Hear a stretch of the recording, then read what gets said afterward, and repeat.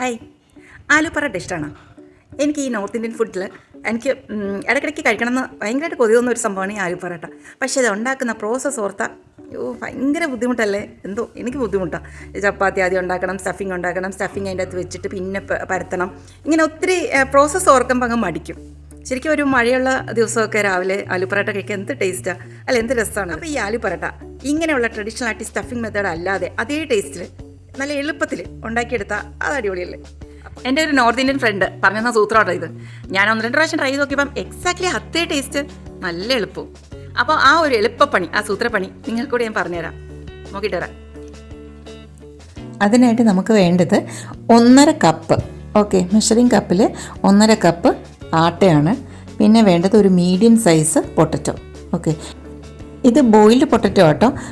Just 1 whistle, just അങ്ങ് വെന്ത് കുഴഞ്ഞു പോകരുത്, ജസ്റ്റ് ഒന്ന് ഒരു വിസിൽ മതി, ഓക്കെ. നമുക്കിത് ഗ്രേറ്റ് ചെയ്തെടുക്കാനുള്ള, ഞാനൊരു ചെറിയ പൊട്ടറ്റോ കൂടി എടുത്ത് ബോയിൽ ചെയ്ത് വെച്ചിട്ടുണ്ട്. പക്ഷേ അത് വേണമെങ്കിൽ മാത്രം നമുക്ക് ആഡ് ചെയ്യാം. പിന്നെ വേണ്ടത് ഒരു മീഡിയം സൈസ് അണിയൻ വേണം, സവാള, പിന്നെ ഒരു ചില്ലി. നമുക്ക് ഈ ചോപ്പറിൻ്റെ അകത്ത് ഈ അണിയനും ചില്ലിയും കൂടെ ഇട്ടിട്ട് നന്നായിട്ടൊന്ന് ചോപ്പ് ചെയ്തെന്ന് പറഞ്ഞാൽ നല്ല ഫൈനായിട്ട് ചോപ്പ് ചെയ്യണം, ഓക്കെ. ഈ സവാളയുടെ കൂടെ തന്നെ നമുക്ക് പച്ചമുളക് കൂടെ ഇടാം കേട്ടോ. നല്ല എരിവുള്ള പച്ചമുളകാണെങ്കിൽ ഒന്നെടുത്താൽ മതി. ഇത്രയ്ക്കും ഫൈനായിട്ട് വേണം നമ്മൾ ചോപ്പ് ചെയ്യാനായിട്ട്. കാരണം നമുക്കിത് കുഴയ്ക്കാൻ ആട്ടയിലിട്ട് നന്നായിട്ട് മിക്സ് ചെയ്യാനുള്ളതാണ് അല്ലേ. അപ്പോൾ അത് പരത്തൊക്കെ ചെയ്യുമ്പോഴേ അത് പൊടിഞ്ഞു പോകരുത്. അതുകൊണ്ട് തന്നെ ഇത്ര ഫൈനായിട്ട് പൊടിക്കണം. പിന്നെ വേണ്ട ഒരു മെയിൻ ഇൻഗ്രീഡിയൻ്റ് ആണ് ഒരു ഹാൻഡ്ഫുൾ ഓഫ് നമുക്ക് മല്ലിയില വേണം കേട്ടോ. ഞാനിങ്ങനെ ടിഷ്യൂ പേപ്പറിൽ പൊതിഞ്ഞ് ഫ്രിഡ്ജിൽ വെച്ചിരുന്നത്. നെക്സ്റ്റ് നമുക്ക് വേണ്ടത് ഒരു കുഞ്ഞ് പീസ് ഇഞ്ചിയും ഒരു 3-4 കുഞ്ഞ് ചെറിയ വെളുത്തുള്ളിയാണ് കേട്ടോ. ഇത് നമ്മുടെ സാധാരണ വെളുത്തുള്ളിയാണ്, ചൈനീസ് വെളുത്തുള്ളി അല്ല. പിന്നെ അത് നമുക്ക് ഫ്രഷായിട്ട് തന്നെ ഇതിൻ്റെ അകത്തേക്ക് ഇട്ടിട്ട് നന്നായിട്ട് ക്രഷ് ചെയ്യുക. അതും ഇതുപോലെ പറയാൻ ഞങ്ങൾക്ക് നന്നായിട്ട് ക്രഷ് ചെയ്യണം. ഏകദേശം അരിയുന്നതിൻ്റെ തുല്യം തന്നെ ആയി ക്രഷ് ചെയ്തെടുക്കണം കേട്ടോ. ഇനി നമുക്ക് ഈ മല്ലിയില കൂടി നല്ല ഫൈനായിട്ട് ഇതേപോലെ തന്നെ കുരുകുരാന്ന് അരിഞ്ഞിട്ട് ഇതിലേക്ക് ഇടാം. ഈ ഇഞ്ചി വെളുത്തുള്ളിയൊക്കെ വളരെ കുറച്ച് ഞാൻ കാണിച്ചത്ര തന്നെ ഇടാവുള്ളൂ കേട്ടോ. കുറഞ്ഞു പോയാലും കുഴപ്പമില്ല, കൂടിപ്പോകരുത്. കാരണം അതിൻ്റെ ഒന്നും ഫ്ലേവർ ഓവർ പവർ ചെയ്യാൻ പാടില്ല, എന്നാൽ എല്ലാം വേണം ഒരു അല്പം.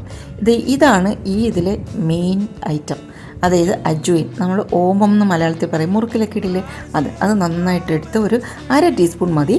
അത് കൈവച്ച് നന്നായിട്ട് ക്രഷ് ചെയ്തിട്ട് അതിലേക്ക് ഇടുക, ഓക്കെ. ഇനി വേണ്ടത് നമുക്ക് ഈ ബോയിൽഡ് പൊട്ടറ്റോൻ്റെ സ്കിന്നൊക്കെ പീൽ ചെയ്തിട്ട് അത് നന്നായിട്ട് ഞാൻ ആ വലിയ പൊട്ടറ്റോ ഗ്രേറ്റ് ചെയ്തെടുത്തിട്ടുണ്ട്, ഓക്കെ. അപ്പോൾ ഞാൻ ഗ്രേറ്റ് ചെയ്തെടുത്തപ്പോൾ എനിക്ക് തോന്നി ഇത് മതി, മറ്റതും കൂടെ ആയ ഒത്തിരി അങ്ങ് ഓവറായിപ്പോവും. അപ്പോൾ ഞാൻ ആ ചെറുത് എടുക്കുന്നില്ല. ഞാൻ 1.5 കപ്പ് ആട്ടയാണ് എടുത്തിരിക്കുന്നത് കേട്ടോ. ആട്ട ഗോതമ്പൊടി മാത്രമാണ് എടുത്തിരിക്കുന്നത്, ആശീർവാദിൻ്റെയാണ് ഞാൻ എടുത്തിരിക്കുന്നത്. എന്നിട്ട് ഇതിലേക്ക് നമ്മൾ നേരത്തെ ചോപ്പ് ചെയ്ത് വെച്ചിരിക്കുന്ന എല്ലാം അതിലേക്ക് അങ്ങ് ഇടുക. അതിൻ്റെ ഒപ്പം തന്നെ ഈ നമ്മൾ ഗ്രേറ്റ് ചെയ്ത് വെച്ചിരിക്കുന്ന പൊട്ടറ്റോ കൂടി ഇടുക. പൊട്ടറ്റോ ഞാൻ പറഞ്ഞില്ലേ, ഒത്തിരി അങ്ങ് വെന്ത് കുഴഞ്ഞു പോകണ്ട, നമുക്ക് ഇതുപോലെ ഗ്രേറ്റ് ചെയ്തെടുക്കാൻ പറ്റണം, ഓക്കെ. ഇനി ഇതിലേക്ക് നമുക്ക് സ്പൈസസ് ആഡ് ചെയ്യാം. 1/2 ടീസ്പൂൺ കാശ്മീരി ചില്ലി പൗഡർ, ഒരു 1/4 ടീസ്പൂൺ, 1/4 ടീസ്പൂൺ മഞ്ഞൾപ്പൊടി, 1/4 ടീസ്പൂൺ മല്ലിപ്പൊടി, അതേപോലെ തന്നെ 1/4 ടീസ്പൂൺ, 1/4 ഞാൻ പറയുന്നത്, വളരെ കുറച്ച് എമൗണ്ട് മതി, ഗരം മസാല, ഓക്കെ. പിന്നെ ഉപ്പ്, ഒരു നുള്ളു പഞ്ചസാര, 1-2 നുള്ളു പഞ്ചസാര, അത്രയാകാവുള്ളൂ, കൂടിപ്പോണ്ട. പിന്നെ 1 ടീസ്പൂൺ, 1-1.5 ടീസ്പൂൺ നമുക്ക് നെയ്യ് ആഡ് ചെയ്യാം. പിന്നെ ഇതിൻ്റെ കൂടെ നിങ്ങൾക്ക് 1/2 ടീസ്പൂൺ ജീരകത്തിൻ്റെ പൊടി, റോസ്റ്റഡ് ക്യൂമിൻ സീഡ് ഗ്രൗണ്ട് ചെയ്തതുകൊണ്ട് ആഡ് ചെയ്യാൻ എൻ്റെ ഇല്ലായിരുന്നുകൊണ്ടാണ് ഇടുന്നത് കേട്ടോ. പിന്നെ അല്പം ഞാൻ 1 കപ്പ് വെള്ളം എടുത്തിട്ടുണ്ട്. അതിൽ നിന്ന് അല്പം വെള്ളം ഒഴിച്ചിട്ട് നമുക്കിത് കുഴച്ച്, നമുക്ക് ചപ്പാത്തി കുഴയ്ക്കുന്ന പോലെ തന്നെ നന്നായിട്ട് അങ്ങ് കുഴയ്ക്കാം. വെള്ളം നമ്മൾ വളരെ കുറേശ്ശെ മാത്രമേ ആഡ് ചെയ്യാവുള്ളൂ.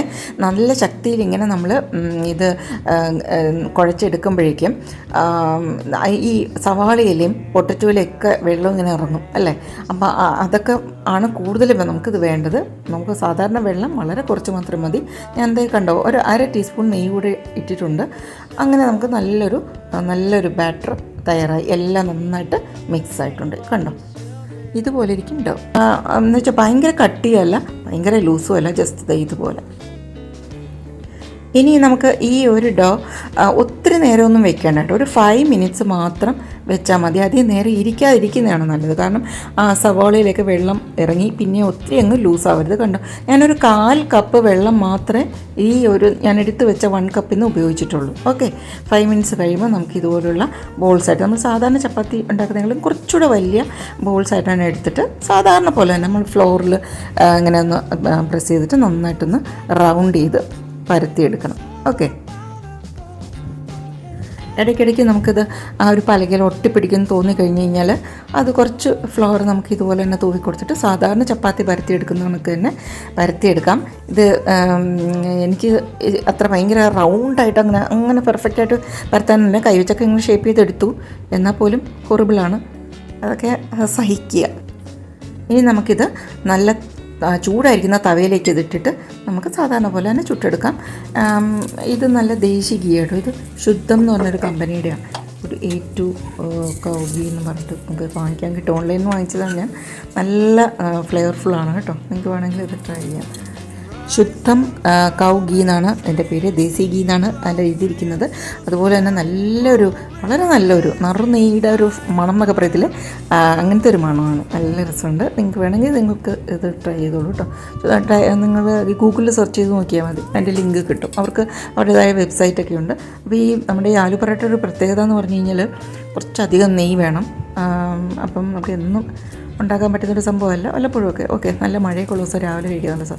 പിന്നെ ഇത് രണ്ടാമത്തെ കേട്ടോ, ഇതിൻ്റെ ഷേപ്പ് കണ്ട പെർഫെക്റ്റ് ആയില്ലേ. ഞാനൊരു കൊച്ചടപ്പെടുത്ത് വെച്ച് ഞാനിങ്ങനെ പ്രസ് ചെയ്തിട്ട് നല്ല വട്ടമാക്കി എടുത്തു. എന്നിട്ട് പോലും അതിൽ അറ്റമൊക്കെ കടിച്ച് പറിച്ചണക്കൊണ്ട് അത്രയ്ക്കേ പറ്റുന്നുള്ളൂ. അത്ര നല്ല ഷാർപ്പ് എഡ്ജസ് അല്ലായിരുന്നു ആ പാത്രത്തിന്. പിന്നെ ഇത് കണ്ടോ, ഇത്ര തിക്കായിട്ടാണ് അത് നമ്മൾ പരത്തേണ്ടത് കേട്ടോ. ചപ്പാത്തി പോലെ വളരെ തിന്നായിട്ടങ്ങ് പരത്തി കളയരുത്, എന്നാൽ ഭയങ്കര തിക്കും ആവരുത്. അങ്ങനെ ഞാൻ 4 പറാട്ട ഉണ്ടാക്കി. അതിൽ ആദ്യത്തെ പറാട്ട ഞാൻ എന്തൊക്കെ സംഭവിച്ചാലും ഞാൻ ഇനി നിങ്ങളെ കാണിക്കത്തില്ല. ഇത് ഞാൻ നല്ല ഷേപ്പോടെ ഉണ്ടാക്കിയ 3 ആലു പറാട്ടയാണ്. ബാക്കിയുള്ള ഡോവും ഞാൻ ആ പൊടിയെല്ലാം ഒരു ടിഫിൻ ബോക്സിലിട്ടിട്ട് ഫ്രിഡ്ജ് വെച്ചു. ഇങ്ങനെ കുഴച്ച് വയ്ക്കുന്ന മാവ് പിറ്റേ ദിവസവും നല്ല ഫ്രഷായിട്ട് തന്നെ ഇരിക്കും കേട്ടോ. കുറച്ച് ലൂസായപ്പോൾ കുറച്ച് മാവ് ഇട്ടിട്ട് കുഴച്ചെടുത്താൽ മതി. ഓക്കെ, നമ്മളിങ്ങനെ എളുപ്പത്തിലുണ്ടാക്കി ഈ ആലു പറാട്ടയ്ക്ക് നമ്മൾ ട്രഡീഷണലായിട്ട് സ്റ്റഫ് ചെയ്തൊക്കെ ഉണ്ടാക്കുന്ന ആലു പറാട്ടയുടെ അത്രേ ടേസ്റ്റാണ്. പക്ഷേ അതിൽ അജ്വൈനും മല്ലിയില, ബാക്കി പറഞ്ഞ ജീരകപ്പൊടി ഇതെല്ലാം ചേർക്കാൻ നിങ്ങൾ മറക്കരുത്. അപ്പോൾ ഇതേപോലെ മറ്റൊരു ഇൻട്രസ്റ്റിംഗ് വീഡിയോ ആയിട്ട് നമുക്ക് വീണ്ടും കാണാം. അതായിരിക്കും ബൈ.